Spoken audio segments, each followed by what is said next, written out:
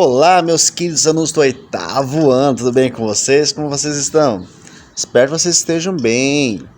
Vamos lá então para mais uma aula, meus queridos.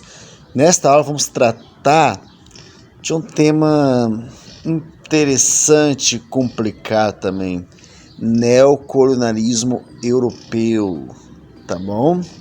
O neocolonialismo, como o nome já fala, é uma nova forma de colonizar, tá bom? E é interessante destacar aqui que eu sou contra essa ideia, espero que você também, né? Uma ideia que surgiu que um povo, ele pode dominar o outro povo.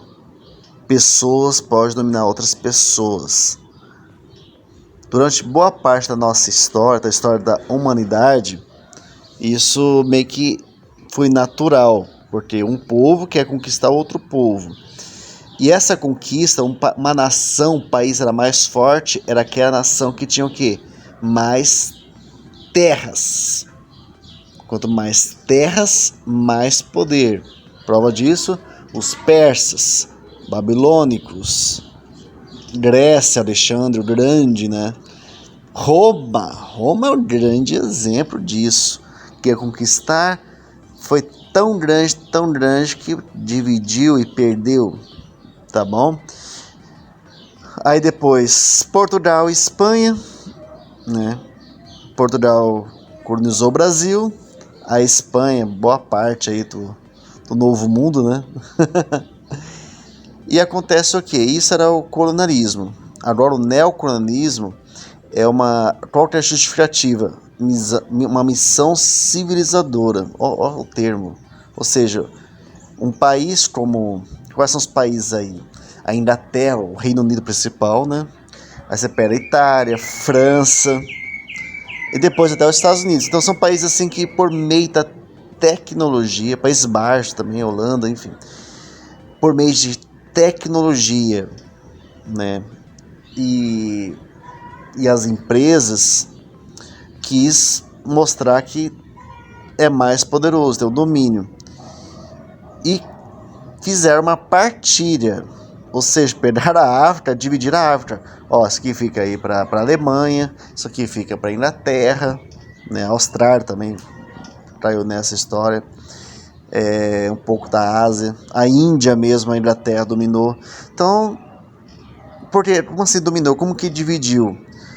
Foi porque esses países precisavam de um mercado consumidor, ou seja, são países que produziam, que tinham indústria e precisava alguém para consumir e precisava de matéria-prima, tá bom? E esses países, né, como são mais pobres em questões econômicas, menos tecnologia, nós temos tecnologia, vamos civilizar vocês aqui. Por meio de regras, por meio de exército, às vezes, armas. Então foi dominando por meio de influências, tá bom? E surgiu nessa história uma teoria que tenho certeza, muito ridícula: darwinismo social. Sim, Charles Darwin. Uma coisa é a teoria da evolução, aí no campo da biologia, que através de adaptações os seres vivos eles evoluem, né? Aí tem uma controvérsia com a teoria criacionista. O problema é que pegaram essa ideia de evolução e colocaram assim como raças que devem dominar outras raças. E qual que é a diferença? Tipo, a África, negros, eles devem ser... É racismo isso. Os brancos europeus naturalmente devem dominar esses outros povos. E qual que é o pensamento? Porque eles já faziam muito isso. Você pega o século XV, XVI, XVII, a escravidão. O Brasil prova disso também, né? Na América, enfim, é a escravidão. Os índios nativos, então, processo de escravidão. Então já se achava melhor. Nós somos todos iguais, tá bom?